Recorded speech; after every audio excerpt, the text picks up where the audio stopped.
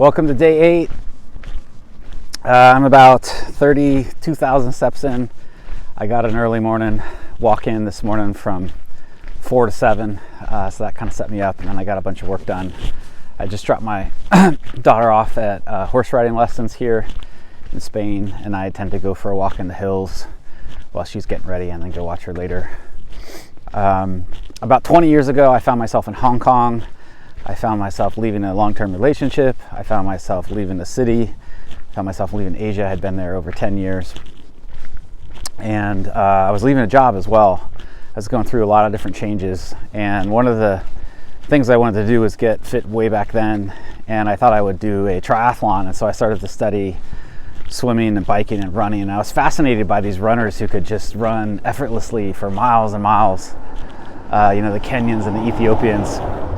And I came across a body of work by a guy that you may know named Phil Maffetone, and he was one of the people one of the early pioneers with heart rate training. And he separated the heart rates, I believe, into 5 different zones. Zone 1 being below, say, 100 beats per minute, and zone 2 being around 100 to 125 or 130.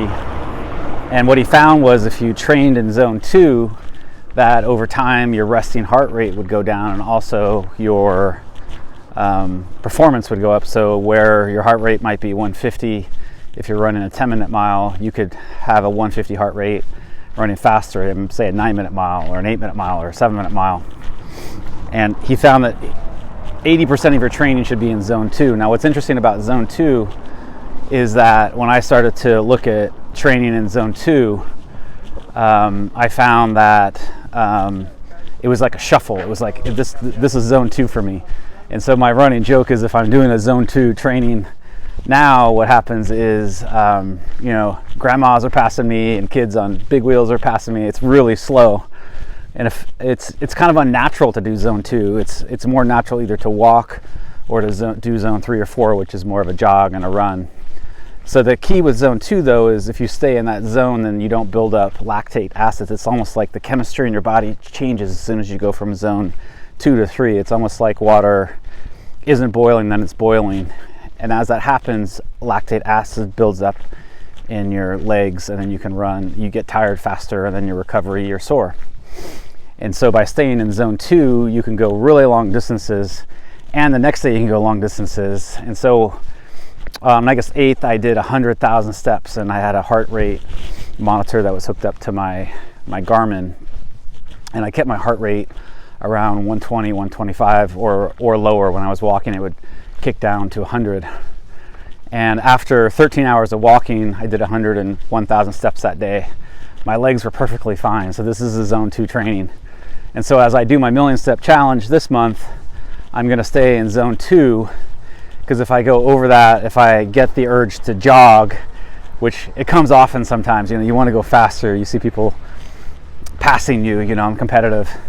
But the goal in zone 2 isn't so much distance or even time. It's making sure that your heart rate stays for me, it's around 120. The Maffetone formula is, I believe, 180 heartbeats minus your age.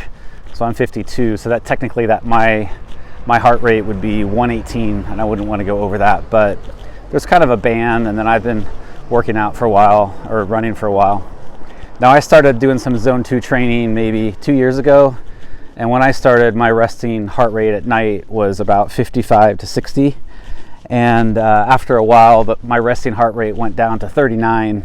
Right now, it's about 45, unless I have a heavy meal right before I go to bed. Then it pops up to 51, 52. Timing of meal at night is really important too. That's another topic. So the zone 2 is the key. So with zone 2, you can go really long distances because your legs aren't building up lactate acid. If you want to add more steps and more distance, then the trick is to do a little shuffle. And maybe I can do another video on a shuffle in a zone 2. And basically it's faster than a walk, but slower than a jog, with really a relaxed body and just kind of kicking the legs out.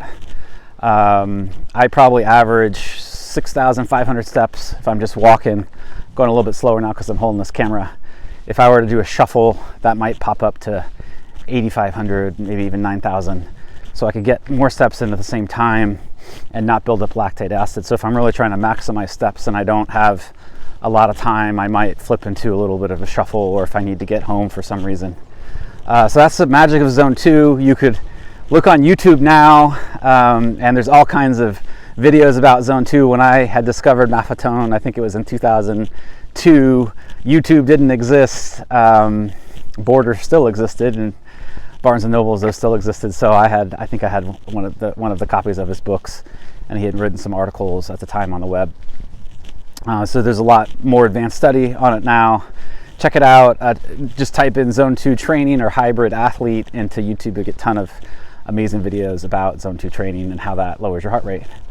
Back to Hong Kong. I didn't end up doing the triathlon. In fact, I didn't do a lot of Zone 2 training. It took me almost 20 years to come back around to it. But when I came back around to it, I found that it actually worked. If you did what Phil Maffetone said, that definitely lowers your heart rate. My resting heart rate's lower, my cardiovascular age. My Garmin watch says I'm like 8 years younger than I should be.